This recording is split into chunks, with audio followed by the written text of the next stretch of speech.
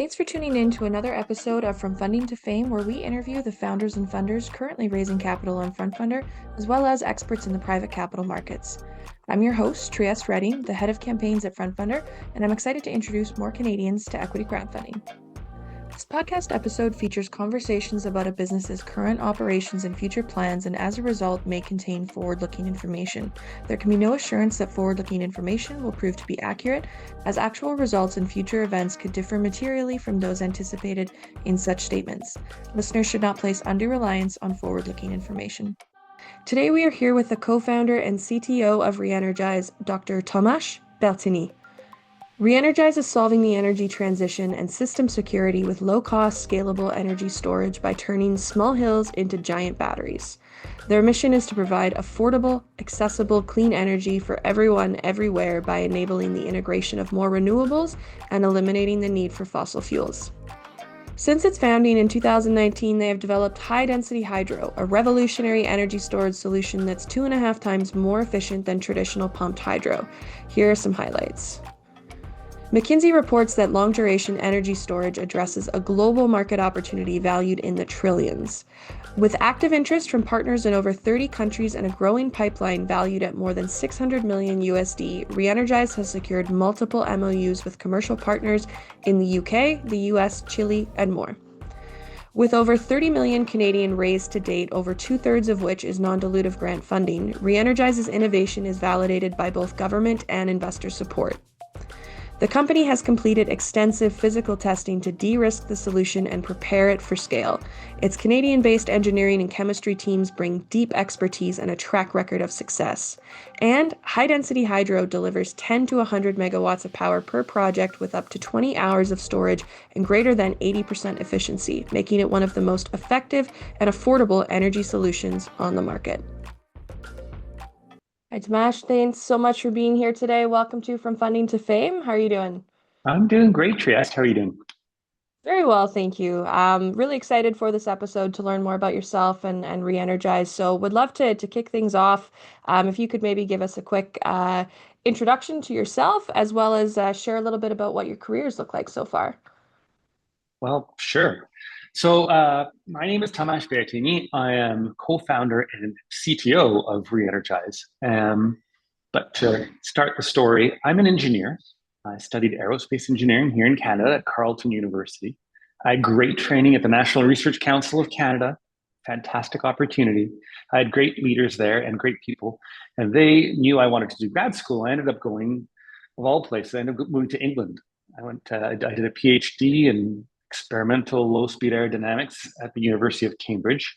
Phenomenal experience. I learned enormous amounts, not just about engineering, but about everything else in life. I had such a great time, and I thought it was such a great experience. I ended up staying in the UK for 15 years. So I actually started my career in the UK and Europe, and that was actually very good timing because we're talking here at the early part of the 2000s. By then, the word climate change, climate tech, and solutions to combating climate change were mainstream in Europe. And I was very lucky that the timing worked out and I was able to get into that world. So I started in the world of climate tech really in the beginning of 2000s. In Cambridge, my best friend, Richard Cochrane, who's one of the co-founders of RheEnergise, he was an engineer and worked in the built environment space. And he sort of was really the first one to say, hey, climate change is a thing. I was clueless. I was new to this. He was much more worldly. And so we did a few things on built environment. And then shortly thereafter, the first real startup, and I say real in the sense that we got lots of funding, we built a big team, we built a product, we had customers, and that was a fantastic journey. It wasn't a successful journey, but it was a fantastic journey. Learned so incredibly much about business, about teams, about how to build a startup. And I think that learning directly and a fantastic opportunity. I like to say it sometimes, it's almost like taking an MBA, a very expensive, painful, inefficient MBA, but it's kind of like a real world MBA. And the learning from that has directly shaped my career from there on. Network too. I also, after the failure of that startup, one of the big things was a question mark about commercial. I come from a technology background, and I was like, what's the commercial? Like, why isn't the commercial side of things working? So I said, it sounds like a neat narrative. It was a little bit ad hoc, but I ended up working in renewable energy space on the other side of the product world, where I was on the project side buying technology. So I was trying to learn what are the decisions that a buyer of technology makes. Then I also realized that that's not the end of the story in the renewable energy world. The project side is actually, they've got their own bosses, which is the finance side. So I even spent a little bit of time on the finance side, understanding what are the decision making around financing of renewable energy projects that influence the technology and the ability to make money. In hindsight, this was very good because it's giving me that whole picture, the whole enchilada of technology, which is what RheEnergise is doing, but why that technology succeeds with customers and how it solves the end problem. At the end of my time in the wilderness, it was actually probably a good time to go back to what I enjoy the most, and honestly, what I think I'm much better at, which is technology and developing technology. And there was a few other startups along the way, but that's how these things work. But one of the startups that actually is the one we're talking about today is RheEnergise. And funny story there was simply that my network was very much in the UK, even though by that time I had moved back to Canada. So I'd moved, my wife and I decided to get closer to uh, family. So we moved to Montreal. But I still knew all the people mostly in the UK, and we started the startup, RheEnergise. Started out with Richard, as I mentioned, Stephen Crocher, who we also knew from our time at the previous startup, and Graham Cook, who's the CFO. And by that point, we were still in the space of climate tech, very much so, but not generation of energy, but storage of energy, because by that time it was blatantly obvious that energy storage was the new thing. And the next big challenge that really, really urgently had to be solved to complete our energy transition. So that was the journey to RheEnergise. I make it sound neat. There was a lot of learning in there. For anyone who's interested in the world of startups, it is chaos. And it takes sort of like a lot of conditioning on the part of the person to be comfortable with that chaos and that uncertainty. And you also need to have an amazing partner in life who can put up with it. Just, honestly, you can't get to be as old as I am without having to face the realities of family and partners and finance. And there's a lot of risk in being a startup. So, but that got us to where we are today with RheEnergise. And we started pretty much in earnest in 2018. And at first, just incubating the idea of high density hydro, what has become high density hydro, with a grant, a small, modest grant from the UK government. Richard was a professor at the University of Exeter, and we ran that grant there. And it was very elemental. It just did enough to tell us that actually this thing has legs. This is worth pursuing. This is worth putting the effort into. The first shoe that dropped was when we realized, hey, we can create a fluid that is really, really dense and works. We didn't know that before. We thought, maybe, I don't know, maybe. Well, we knew we could. That was the first shoe. The second shoe dropped when we realized how big the opportunity was and how a high density fluid can actually help solve that problem. I'm going to come back to that because this issue of what is the problem is sort of the big thing I like to talk about. But just to talk about the story about RheEnergise, on the back of that grant success, an outcome of that little project in the university, we did our first round of seed investment, and we did it on a crowdfunding platform in the UK and Europe, 80-20, I'd say, if I had to guess. And it was a hugely success. We raised over 1.3 million Canadian, I think. My currency conversion here is a little bit rough, but something on that order. It was a big chunk of cash we raised, and that really allowed us to say, okay, now we need to do something. We need to actually start to deliver. And like I said, I was in Montreal at the time already. And I said to my co-founders, guys, as a CTO, as an engineer, I'm not going to run engineering remotely. Why don't we set up the engineering team here in Canada? It was 2021. We were just coming out of COVID and weird times. But one thing we realized from COVID that, hey, remote stuff works really well. Let's do it. So we did. So we have a business that's, I like to say, we're an multinational business, Yep. startup. We have our headquarters in London. Commercial function is there. The financial team are there. And here in Montreal, we have the R&D team. We have an amazing 15,000 square foot dedicated lab facility. We've got 20 engineers, scientists, and technicians. We're in the heart of Montreal, which is pretty cool. Montreal is a phenomenally good city for startups, for people, for ecosystem. Everything you would want to do the technology is here. So it's been a great, again, lucky, I guess, that it came together really, really well. Wow, that's amazing. Well, I appreciate you sharing more of your background and kind of the initial journey there with RheEnergise. I guess for developing the company and the technology, I know your background's in this space. Was it kind of like a single light bulb moment that hit, or just a culmination of all of your experience where you're going, there's a clear need in long duration energy storage, and we think we've got a unique solution to solve this?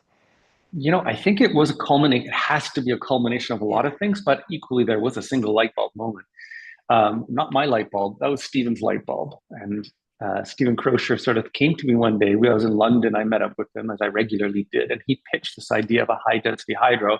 And I just looked at him saying, I was like, that's great, but why? And then as Yeah. we talked it through over that meal, I was like, oh, wait, actually, no, this could work. And it's so now may be a good time to actually explain what the core problem is and why we're Yep. solving it. And I'm going to lecture because I love this story. So energy storage fundamentally is required to enable intermittent renewables, so wind and solar. And if you look at what's happening in our whole world today and has been for decades and will be for decades, we're going through what we're calling the energy transition, a long term, deliberate process to transition from carbon intensive energy to decarbonized energy. We have to do it to save the planet. We have to. And we're united. There's some exceptions, there's always is, but we're a globally very strong movement to do this energy transition. And we've been seeing it, we're living it, wind, solar. And wind and solar are going to dominate the energy transition, but they are intermittent. And there's this relationship between the intermittent supply of clean energy and our consumption of that energy, industry and residential and all of it together. And they don't line up, of course. Put it simplistic, and it's very simplistic to say this, but the sun doesn't always shine and the wind doesn't always Hmm. blow, and it doesn't necessarily do it when we need that energy. So you can almost intuitively see the need for energy storage.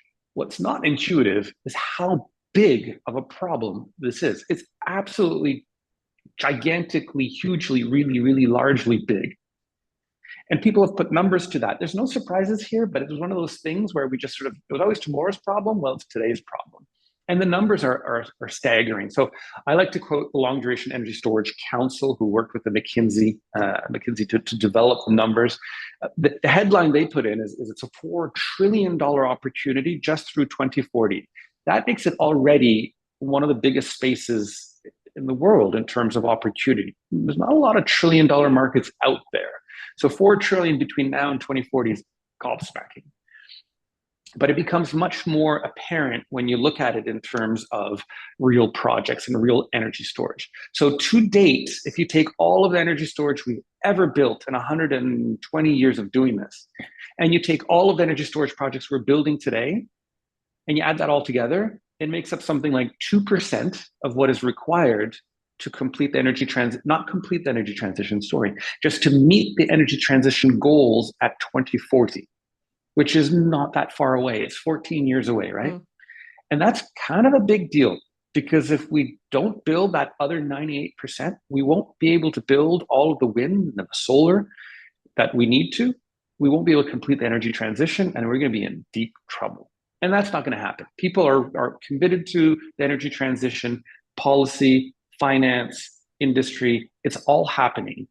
So really, what does that leave us? It leaves us with an enormous looming need for energy storage. And that's where we sort of really found our focus at RheEnergise, was to say the fundamental problem which needs to be solved is how do you actually deliver the gobsmacking amount of energy storage that is needed? It's a question or a problem of scale. And by scale, we mean the number of units quickly and globally. We need energy storage that can address these. So that was our starting position. Then we looked at the landscape and we said, look, by far the majority of energy storage is, well, it's not batteries, which is what people just assume it is. It's not. It's pumped hydro, conventional pumped hydro with water. So this is where water is pumped up a mountain. And in effect, you're storing energy in the form of gravitational potential energy. You've got this huge weight of water up the side of the mountain now that you've put a lot of energy into getting up there. And then later in the day or in the evening, when you need that power back, you let it run down the hill, down the mountain, through the turbine and generate electricity back to the grid. This works great. It's like 96, it's almost all of the world's energy storage is conventional pumped hydro, really is. It's very low cost, very mature technology. It works great. I think you see a but coming here. Well, the but is it's not scalable. So just to give you an idea, a typical project like this is 18 years and $1 billion. If we need to produce 50 times more than we've ever done in the last 100 years and 14 years, it just doesn't add up, right? We just can't do it. Fundamentally, it's more than that. There just aren't enough sites to build conventional pumped hydro storage. Why is that? It's two big reasons. Two big reasons under the banner of site constraints. You just can't find the places to build them. The biggest one is you need a mountain. But then in addition to needing a mountain, you also need to have a water course, a river, or something at the bottom of it. So we address both of these first. On the latter point, we make our system, our high-density hydro system, is closed loop. So we're not at the mercy of an alpine valley or a convenient river. We build our own upper and lower reservoirs. The second thing we did, which is much more transformational, was we replaced water as the working fluid with our high-density fluid. So high-density fluid, it's our proprietary solution to very, like, heavier than water. It's 2.5 times as heavy as water. That's huge. I have lots of props here on the table, but it doesn't fit very well into video or audio. But trust me, it's very heavy. I like to say that if you filled up a tub with high-density fluid in front of you and you took a big concrete block and you threw it in, the concrete would float, because concrete actually is less dense than our high-density fluid. And this 2.5 time thing is important. For starters, it's important for investors who are looking to fund new businesses, because building a startup is hard and there's lots of risk and it's a long journey. And if what you're promising to do is the same as what everyone else is doing, just a little bit better, it's probably not worth the risk. But if you come in there and you say to investors, look, we're not just a little bit better, we're 250% the density of water, and that unlocks a dramatic change, that gets their attention. And that's the key point here. This 250% increase in density means we can use hills instead of mountains, to put it colloquially.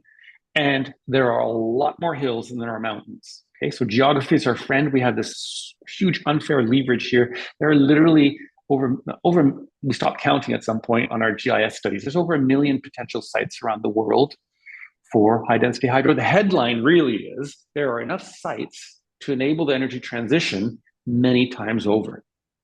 So big check mark there in terms of scalability. High density hydro allows scalability. But we're not done when we say that, because it turns out that this is one of those things where when you change fundamentally an aspect of energy storage, we are still energy storage, long duration energy storage, 10 hours, kind of utility scale solutions. But what we're changing is this site availability. It actually allows you to go into, and I'm dramatically turning sideways here, go into a completely different direction. Yeah. It unlocks new opportunities. And simplistically, again, put, what it allows is, remember we talked about conventional pumped hydro has to be in mountains and it becomes a 20-year project? Exactly, that's a problem. And it does that because there aren't a lot of sites. So the sites you have, you try to cram as much in there. Well, that requires a huge environmental impact and the study and so on, and then financing, and it becomes mega projects. And I refer to that as this vicious circle. It really makes these projects huge, complex, and slow. But if you suddenly have literally as many sites as you want to explore and to develop, you can do things differently. You can make the projects smaller. You can make them move faster. And by making them move faster, you can make them cheaper. That makes a huge impact on the economics. And then suddenly, hey, you know what? I'm building a lot of these projects. I can start to standardize them and reap the economies of scale. And next thing you know, with all of these things, it becomes like a virtuous spiral, and you end up in a position where you have a fundamentally different implementation or realization of pumped hydro storage, one that is very scalable and also extremely low cost. So that's where we're going. That's our vision. That's our big story. No, that's amazing. I appreciate you kind of illustrating what sets you guys apart, and definitely it's a very unique solution. It gives you the ability to, as you said, have much more sites, be able to launch them quicker, see results quicker, which is great to hear. I know earlier you touched on the kind of $1 trillion opportunity as positioned by McKinsey in the Long Duration Energy Storage Council there, and you've highlighted that you can use hills, not mountains. So I know you guys have done a great job illustrating in your investment materials there the number of sites across North America, but maybe you can illustrate a little bit since the market opportunity is so huge for this. Um, what's kind of the rollout plan for you guys? What regions are you starting in first, and what does that approach look like for the RheEnergise team? Great. Well, yes, let me answer that by sort of looking at the big picture for RheEnergise as actually our business strategy, because it's all part and parcel of the same thing. I'll say this throughout this entire episode. I'll say that our goal is to provide a solution that can scale. And thus far, we've talked about the technology that's designed to scale, but our business model, everything we do is around scalability. So the business model and the rollout plan is also about scalability. So one thing we know is that if we wanted to do everything ourselves, so the lingo is vertical integration, if we were to do everything from top to bottom ourselves, develop projects, manufacture the hardware, build the projects, then there is no way, even with all the money in the world, there's no way we would be able to scale quick enough to meet a significant, make an impact, right? To move the needle on climate change, to make a significant impact on that enormous $4 trillion opportunity / challenge, depends how you look at it. I look at it as a challenge. It's really hard to do that much projects in 14 years. And so vertical integration is not the way forward. And we knew that from the get-go. And so our philosophy here is to leverage the existing global hydro industry. It makes perfect sense. So hydro is a well-established industry. It exists around the world in all of the markets. The hydro industry has knowledge, experience, supply chains, operational maintenance capacity. It's got customers already. It knows the regulatory environment. It knows everything. So it knows everything. It knows it's a very good idea to leverage the existing global hydro industry. So our model really is ultimately to be able to create a technology that the hydro industry can take and run with and implement globally. So in essence, you're asking how are we going to solve that enormous problem? We, in one sense, want to outsource it in as much as we want to find and develop partnerships with the hydro industry and for us create a solution that they can then do the scaling themselves. So we want a technology that's very agile. We're very focused and so it all comes through, right? You see, we're very focused on IP. It has to be. It's a matter of time, but we'll see that IP becomes more and more important in our business model. The other thing you will see is if you do going back to the technology, we're very much steering away from reinventing the wheel. It's hard because we have this phenomenal team of very innovative and eager and passionate people who honestly would love to create completely new ideas. But what we're trying to do is be very pragmatic about this. Take the technology that's out there, test it, figure out where it works, which mostly it works with our fluid, identify those places where it doesn't or doesn't work well, focus your innovation there, fix those little pinch points. And so what we've built up is an IP portfolio from turbines to pumps, to valves, to pipes, to systems, where very targeted changes that are required to the existing sort of body of knowledge is where we focus our innovation. And that too is a key to scalability. So to your question about how do we roll out billions of dollars of projects? Well, case in point, our turbine. So we designed our own turbine. We started from a blank sheet of paper and we designed our turbine to work with a high density fluid. Obviously, the density of the fluid is different, so the geometry of the turbines can be different, and the viscosity is a different profile, so we had to accommodate for that. But we found more or less we were able to use the existing knowledge from the hydro world. So it was phenomenally efficient thing to do because there's a huge body of work out there on it's a type of turbine called a Francis turbine. There's a huge body of knowledge out there on how these work. So relatively straightforward for us to do that. And in our testing, we identified one or two key areas where, oh, we need to do something different. So we focused our R&D on those different areas. We have patents on those different areas. We finished our design, and then we took that design, our drawings effectively, and our whole package of drawings, and we took it to the existing hydro industry manufacturing world. And there's this, it's a big, the way they do it, there's a lot of specialized manufacturers, and we found one in particular based in Turkey, who, this is what they do. They manufacture Francis turbines on behalf of all the big hydro companies in the world. They looked at our drawing and said, yeah, no problem. This looks like a normal, we can manufacture this. This is exactly what we did. We did it. They built it.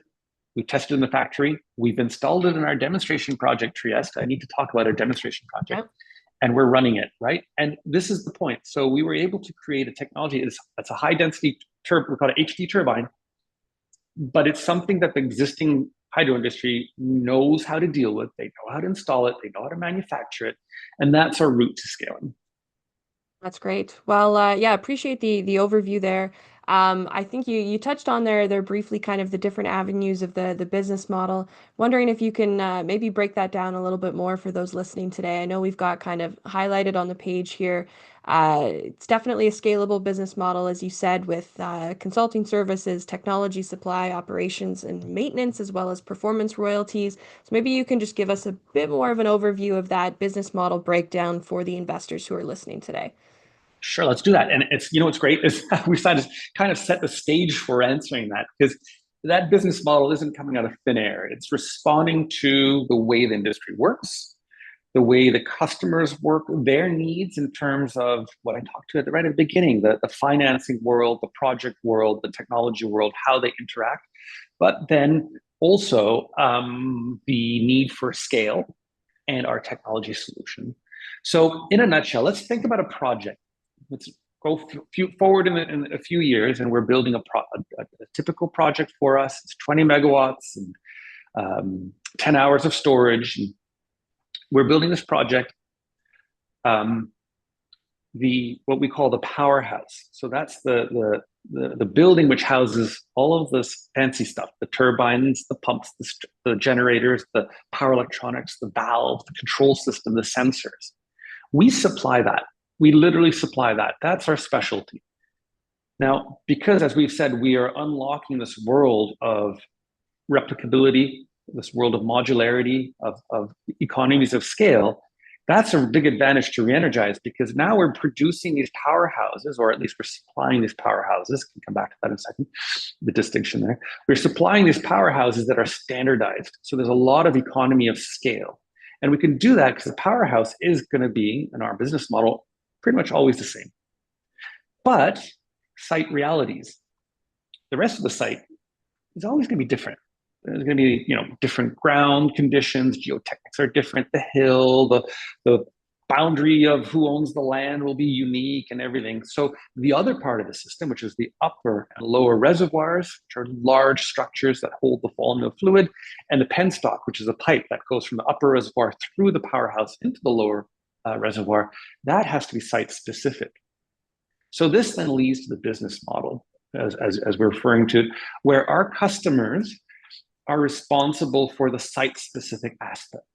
Now, most of the time, they will have their own engineering team. They will have an engineering contractor for them that will do all of the detailed design. It's fairly standard stuff in as much as construction and so on. They will know the local regulatory environment and the rules and laws, and they will know who the players are and who to go to for this and that and the other. But there's a bit of knowledge that's required, which is to adapt reservoirs and pipes to make sure that they work with high density fluid and HT hydro. And that's where our consultancy portion comes in. So we sit in the room with our customers and their engineering team to make sure that those specific points are properly dealt with in terms of the pipe design and how we optimize things and so on. We're a relatively small part of that engineering cost, but a very important one. So that's our first revenue stream. And then when they're ready on site, we drop in this powerhouse. That's the second revenue stream. And then over the life of the project, which is 50 years or more, operation maintenance, there's a bunch of O&M, the operation maintenance that the customer or their outsourced agents can do, but there's some specialized operation and maintenance that'll be via RheEnergise. That's a third stream. And that bit about a royalty stream, that's really sort of an element of success sharing. And that's something that's important to customers, especially when you bring in a new technology. You know, there's a lot of the finance world will say is like, well, I will finance your project on the basis that it works for 50 years and creates money. So as a new technology, that's always a challenge as to how do you prove that to them? You know, we haven't had 50 years of track record. So some of this success sharing on the revenue stream is that's where that's coming from. Yeah, your interests are aligned there, which makes sense, and they know you're in it for the long term. So definitely appreciate you illustrating more of the business model there. And I think you did a nice job kind of showcasing how the hydro moves and the different components involved in that. And I would recommend anyone listening as well. RheEnergise has a great video on the campaign page giving more of an overview of the technology and also showcasing how it actually works kind of on the hill structure. So would definitely recommend checking that out as well.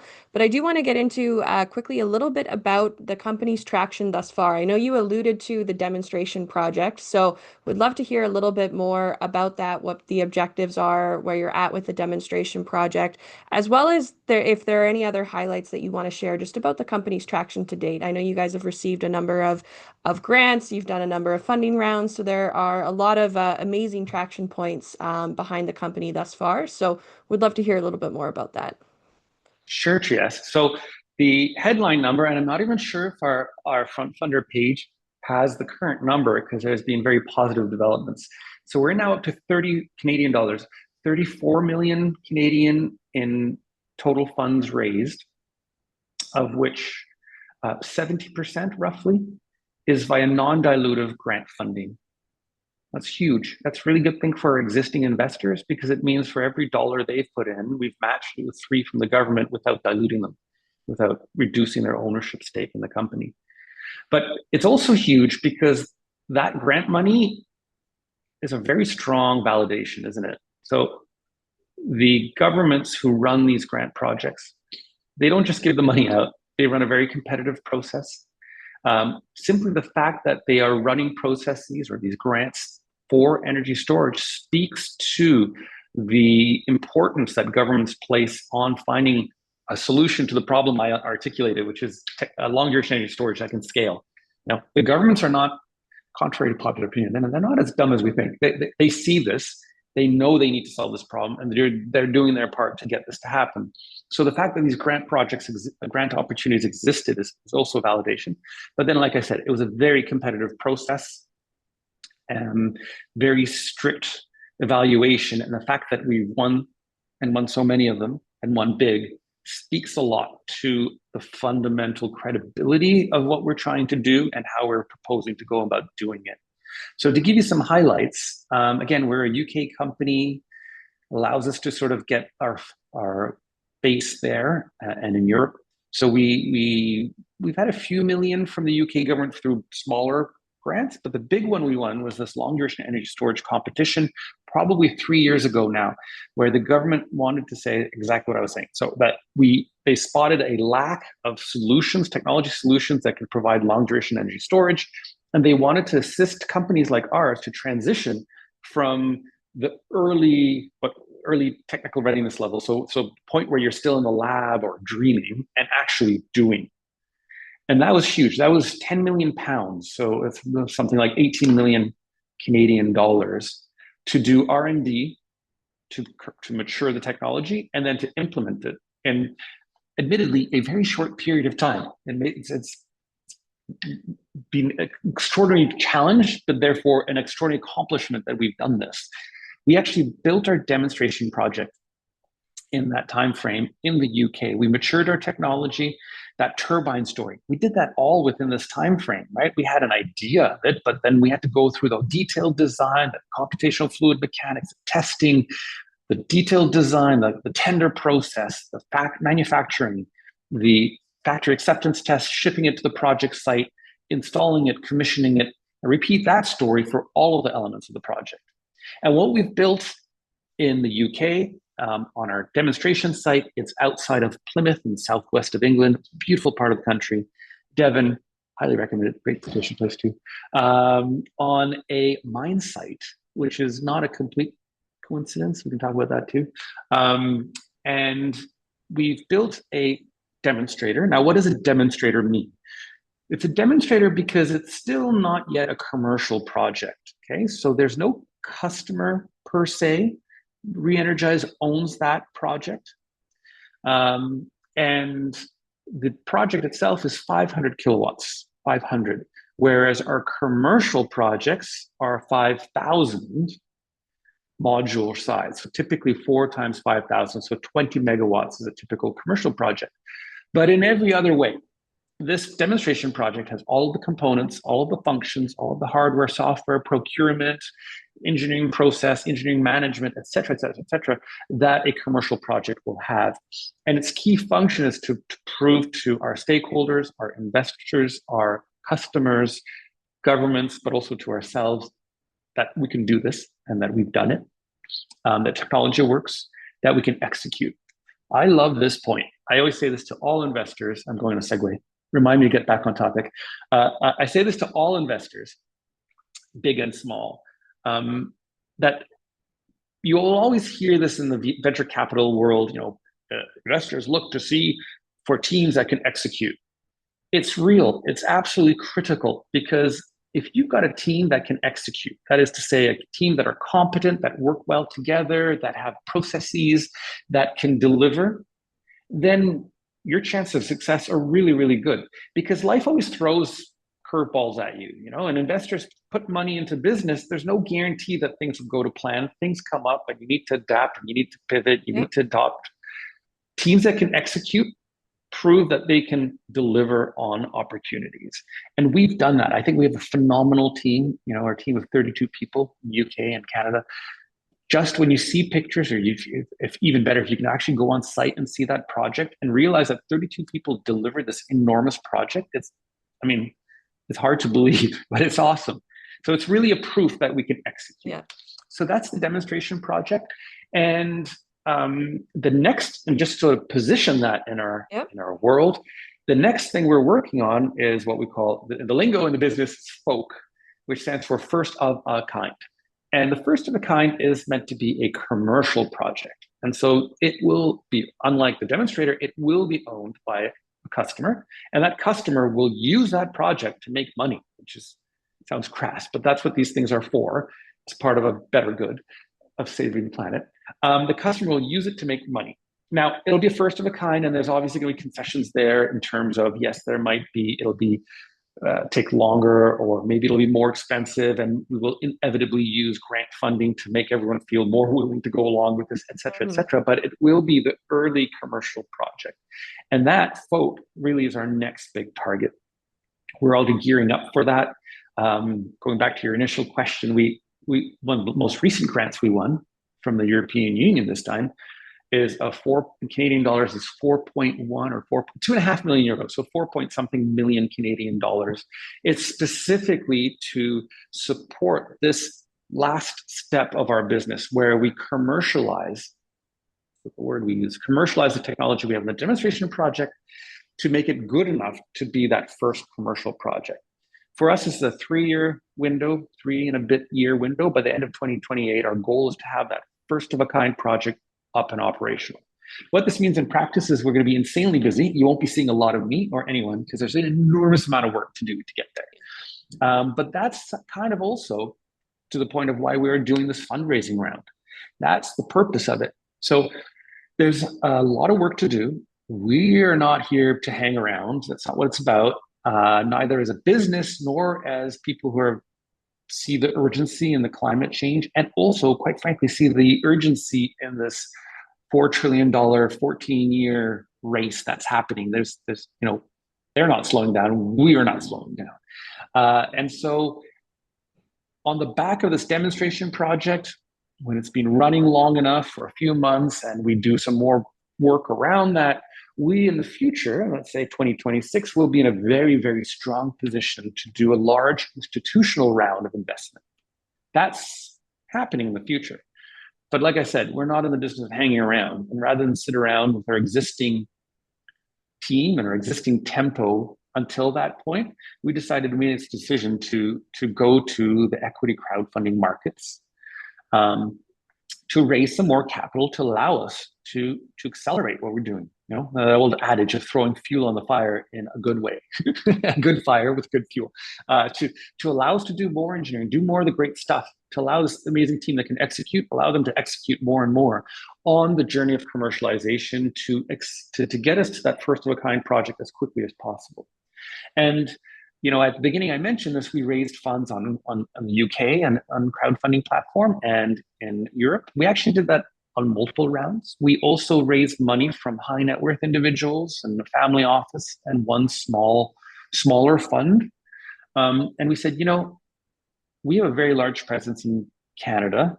Arguably, 2/3 of the business is based in Canada. And we've not really taken advantage of that. And so the first time ever, and realistically probably the last time, we're doing our equity crowd fundraising here in Canada and in the US, but in North America. And Canada is also a really large market for us, right? So I mean, the whole world is, but in terms of markets, you know, Canada is a great place. It's a great country to be able to do business in. So it's an obvious place for us to do our early projects. So that all sort of ties together our journey, our achievements, are the big numbers, you know, the money we've raised and the money we're looking to raise now, where we're going with it, you know, sort of accelerating our commercialization with an eye towards making a big step change in 2026, so next year, on the back of this institutional round.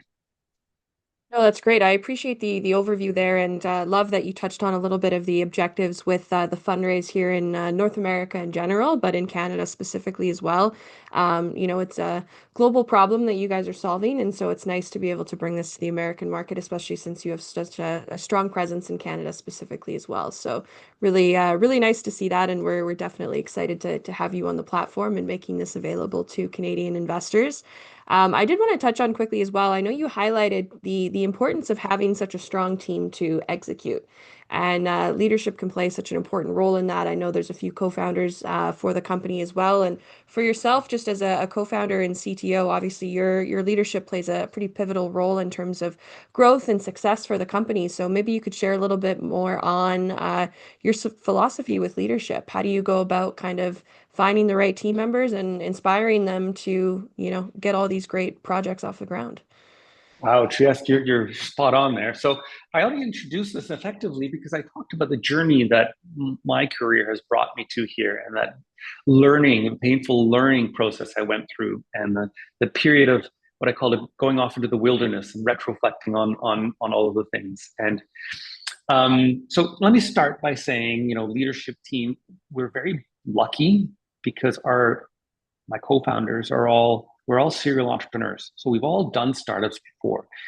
I cannot overemphasize how much of an advantage that is. You speak the lingo, you know what the expectations are, you know what things look like, you know what to expect when you're talking to someone about how much effort it is to build a team or to achieve other objectives. Even knowing what those objectives are, it means we're much more efficient and much more faster moving. And it's one of the things I think that RheEnergise should be very proud of, and we've probably not shouted from the rooftops, but we've moved remarkably quickly for a deep tech, hard tech, climate startup that's building actual hardwares. To go from zero to a demonstrator in 4 years is, I don't know if anyone's done that before. You know, like the standard on like I kid you not, that would have easily been 10 years for some companies to do, and that's hard to fund and to. So we move very quickly. So the proof is in the pudding. Getting into some of your questions about like leadership and maybe just reflecting on my own experience there. So going back to various startups and so on, you know, when startups fail, especially ones that, you know, I think most entrepreneurs who've done startups have I don't know. I actually don't know. There are lots of startup entrepreneurs who've done multiple startups and they're better for it. But when you're in a startup, if you're going to succeed, you give it everything, right? You pour your actual life into it. It's worse than that. Your life molds around that startup. Your identity becomes part of that startup and vice versa. So in my past, when I had these startups, I poured everything into it. And when they didn't succeed, it was a very traumatic experience. But rather than, I mean, I kind of did feel sorry for myself for a while. But after that, I started to really sort of say, it's like, you know, actually, that was a really phenomenal learning process. Actually, Stephen Crowsher, who's our CEO, I remember him sitting in a park with me outside of our offices in London at one point when things had gotten really bad, saying, think about it as an experience of learning where somebody paid you to learn. And I was like, yeah, that's how I look at it. And I went through and I sort of went through this process of very objectively and analytically looking back at that startup and seeing what worked and what didn't work. Mm-hmm. And the biggest thing that really worked in that startup that meant we really got so far, like we did really well for ourselves in that startup, it's just ultimately didn't succeed. One of the big things was we built an amazing team, and it was a bit of happy coincidence, but not entirely. And so I really took that to heart and built some philosophies around how do you build a team. And the very first thing on that, maybe to sort of tie in the loose ends there about experience, is realizing that when you're building a startup, honestly, like this sounds cliched, but building the team is the most important thing you do. It's absolutely incredibly important. And if you do it right, which we kind of have, then I don't actually have to do very much as a CTO because the team does everything. But so to do that, to get to that point, you really need to build that team. And there's a bunch of things that go into it. You need to understand people's motivations. You need to understand skills. You need to understand also, I mean, I can give you so many examples. So one of the things I learned from my previous experience was that London is a hard city to build an engineering startup. Why? Because it doesn't have a hard tech engineering culture. That's not where the engineering industry is. That's outside of London. So we had a very difficult time in London recruiting and finding the right skills. Montreal, on the other hand, is phenomenal for it. We have so many engineers, rich talent pool. There's a lot of companies. There's lots of sort of this ecosystem around that. It's a fantastic, great universities, and Canada in general, fantastic country for doing R&D and engineering. So that, knowing to do that, knowing where to go, hiring people, understanding motivations. So very important. In a startup, it's not glamorous like you might see in the movies. There's never enough money and there's always too much work. There's a lot of uncertainty. Most people, I was going to say not a lot of people, I was going to say most people don't respond well to that and have a hard time. So you need to find people who are able to work in that environment. And then other things. I find it incredibly important to communicate a lot, to provide clarity. That's the best key for building a team. Is if there's clarity about the mission, then everybody can sort of self-manage and self-direct. Startups, all the clarity in the world, there are a lot of changes happening. So you need to work with that. And one of the things is saying, acknowledging of that upfront, a company, a startup will change its character fundamentally as it grows. So the RheEnergise of 2021 is fundamentally different than the RheEnergise of today. And it's going to be fundamentally different than the RheEnergise of 2026. And just knowing that's going to happen and preparing your team members for that and to make sure that they're aligned with that journey, key part. And then having a mission. Well, holy moly, that's kind of like being the key to our success. My entire career has been in clean tech, and it's kind of been that same element of tapping into amazingly talented people who want to do something good with their lives and who want to achieve impact. I just run with that. I find, we find this amazing. It's so, we let people come to us with that passion and say, you got it. And then there's other things. I was at a session last night talking about, it was Women in Renewable Energy. Fantastic organization. Look them up if you're into renewable energy space and get involved.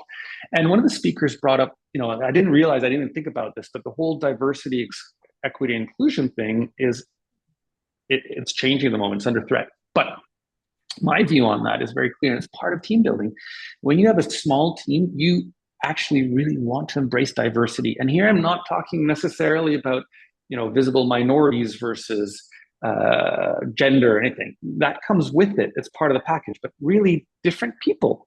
Okay, so here in Montreal, we're all engineers and one chemist.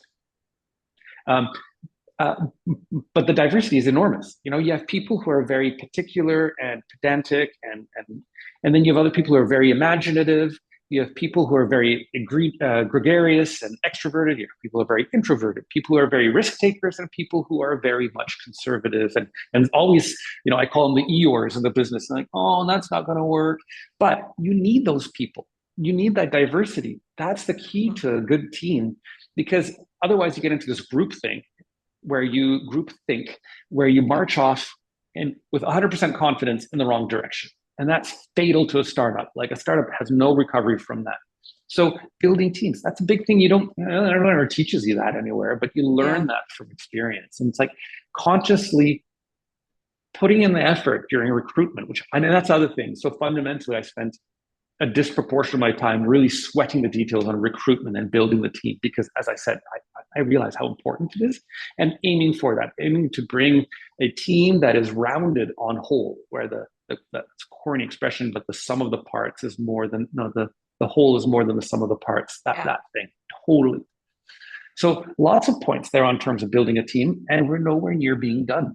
I'm right now, a lot of my energy is going into figuring out how we're going to grow as an organization, as a team, to the next stage. So that commercialization journey, it's a fundamental step change in our company in terms of not just the obvious things, the size and what we're doing, but the nature of the work we're doing and the people we need for that journey is different than the one we have. So we have to add team members,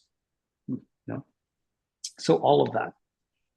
No, that's a really wonderful response. And I think there's so many great takeaways in there that even any entrepreneurs listening today can learn from as they look to start their own organizations and build their own teams. So really appreciate you sharing that there. Just as we're looking to wrap things up today, one question that I want to make sure that we get to is really for those investors who are listening. If we could leave them with maybe 3 key things to take away about RheEnergise, what would they be? Yeah, absolutely. We've talked about all of them, so this will be short, I promise. One, we have the right team. We have an amazing team. They're passionate and proven ability to execute. Two, our technology is at demonstration stage, which is huge. That's a lingo we use, but what it really means is we've retired fundamental scientific risk. Early on in a startup's journey, there's scientific risk. There's still things that could go totally wrong that will mean you can't fulfill your vision, but we're beyond that. So we've gotten to the point where we've retired all the fundamental scientific risk and we've built our demonstration and it works, right? So the fundamentals work.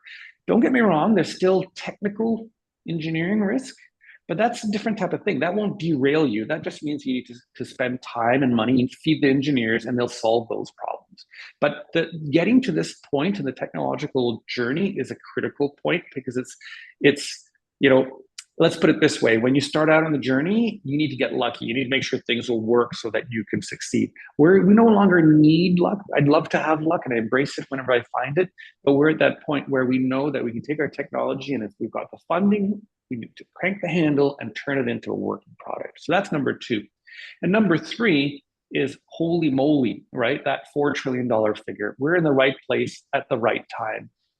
There's no question here that in terms of for investors particularly, this is the type of company in this space where there's an enormous opportunity. That's not always the case. And in fact, almost always, almost any other sector you look at, investors, the founders and the startup have to spend a lot of time articulating what the size of the opportunity is and why it's worth pursuing. We do that, but mostly it's kind of like this flex. It's like, yeah, 4 trillion, man. It's true. Now, I always caution that that's to me a challenge more so than the reward. It just goes to show the problem. But the fact remains that, one of the things I like to say is just putting it all out there. It's a $4 trillion market, give or take, right? In the next 14 years, the demand is not going away. There's no other way around it. There is no solution, no batteries, no conventional pumped hydro, no anything that can single-handedly feed that entire demand. That's why we exist. So by extension, those long-duration energy storage companies that are out there, and how many of us are there? There's 20, maybe 30 at various stages like us, some more progressed, some already building commercial projects, some just doing demonstrations like us. It's those going to be 20, 30 companies. It's this current cohort that are going to be the dominant players in the next 15 years of that market. That's a fantastic story to tell to investors. Yeah, absolutely. Well, I really appreciate the way you summarized kind of those key points from the episode today. So thank you so much for doing such a great job, so eloquently explaining everything. And for those investors who are listening today and who do want to learn more, you can do so at frontfundr.com/reenergise. As I mentioned earlier, there's a great video highlighting actually many members of the team, as well as a little bit more in depth on how the technology works. So definitely recommend you check that out. And there's great details within the offering materials as well as to the market opportunity and a lot of the other great items that we touched on today. So, Tamás, thank you so much for being here today. It was lovely having a chance to speak with you in more detail and really appreciate it. Thank you, Trieste. For anyone new to the podcast, FrontFundr is Canada's leading equity crowdfunding platform, enabling all Canadians to invest in the most exciting startups and growth stage companies, something that was previously only available to the 1%. Subscribe to our weekly newsletter so you can have your questions answered in an upcoming episode. This podcast episode is for informational purposes only and should not constitute financial advice. Investors should conduct their own due diligence on any investment they may be considering on FrontFundr. For details of any offering listed on FrontFundr, refer to the offering document on their campaign page at www.frontfundr.com.